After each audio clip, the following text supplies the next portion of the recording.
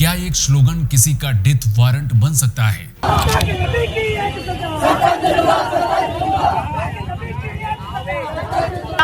Sir तन से जुदा के भड़काऊ नारे लगे और फिर देखते ही देखते हालात बिगड़ गए। क्या कोई नारा भारत की संप्रभुता और अखंडता को सीधी चुनौती दे सकता है?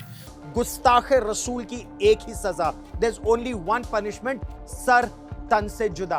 ये सवाल आज हमारे लोकतंत्र और संविधान दोनों के लिए सबसे बड़ी चुनौती बन चुका है, क्योंकि जब रियाज अख्तरी और गौस मोहम्मद जैसे जिहादी सर तन से जुदा का नारा लगाकर दिन दहाड़े कन्हैया लाल जैसे बेकसूरों का गला काट देते हैं, जब नूपुर शर्मा के लिए गुस्ताखे नबी की एक ही सजा सर तन से जुदा के नारे लगाए जाते हैं, गुस्ताखे नबी की एक ही सजा सर तन से जुदा, तो सवाल खड़ा होता है कि ये देश संविधान से चलेगा या फिर मॉब जस्टिस से?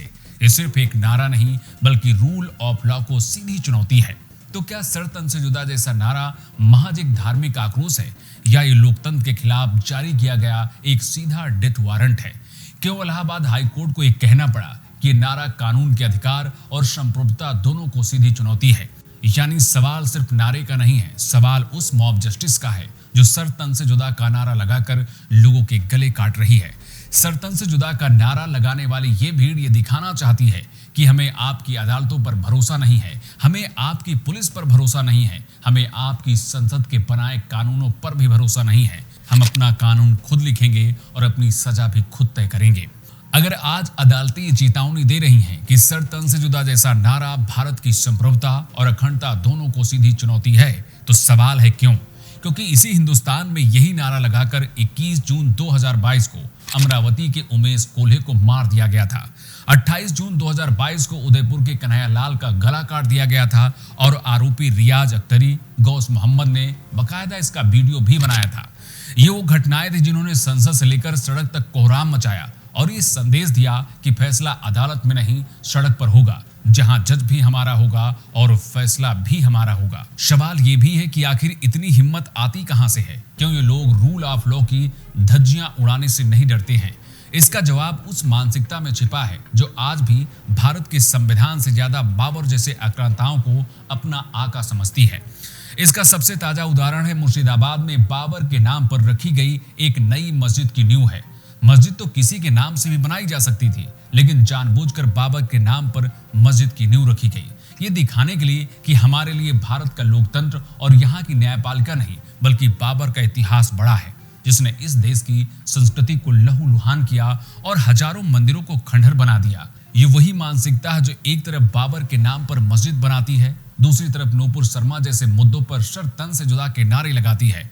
ये दोनों घटनाएं एक ही सिक्के के दो पहलू हैं। इलाहाबाद हाई कोर्ट की ये टिप्पणी कोई साधारण टिप्पणी नहीं है, बल्कि ये वेकअप कॉल है कि नारा सिर्फ देश की संप्रभुता को चुनौती नहीं है, बल्कि नारा सीधा भारत के अस्तित्व पर हमला है। रियाज अख्तरी और गौस मोहम्मद जैसे जिहादी तो केवल इसके प्यादे हैं, असली खतरा तो उस इकोसिस्टम से है जिस नारे को खाद पानी देता है।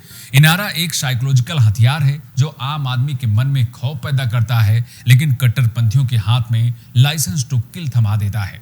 भारत का संविधान कहता है कि सजा सिर्फ अदालत देगी, लेकिन सड़कों पर गूंजता सर तन से जुदा का नारा सिर कलम करने की बात करता है। ये नारा सिर्फ एक धमकी नहीं है बल्कि मास रेडिकलाइजेशन का टूल है, जहां पहले एक विवाद खड़ा किया जाता है, फिर सोशल मीडिया पर सर तन से जुदा के हजारों वीडियो डालकर एक खास माहौल बनाया जाता है और अंत में किसी रियाज या गौस के हाथ में छुरा थमा दिया जाता है, जैसे कि हमने कन्हैया लाल के मामले में देखा था, जहां कन्हैया लाल का दिन दहाड़े गला रेतकर हत्या कर दी गई थी।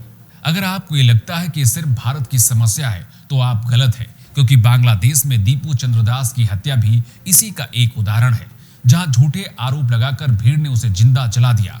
ना कोई FIR, ना कोई पुलिस जांच, बस आरोप लगाकर उसे जिंदा जला दिया गया। हैरानी की बात यह है कि जो लोग बाबर के नाम पर मस्जिद बनाने का समर्थन करते हैं, वही लोग दीपू दास जैसे दलितों की हत्या पर मौन रहते हैं। उनके लिए संविधान सिर्फ तब तक प्यारा है जब तक वो उनके एजेंडे में काम आता है। आज भारत के कुछ चेहरे जो हर मुद्दे पर दलितों के ठेकेदार बन जाते हैं, दीपू चंद्रदास की मौत पर खामोश है, और ऐसा इसलिए क्योंकि ये मामला उनकी राजनीति के फ्रेम में फिट नहीं बैठता।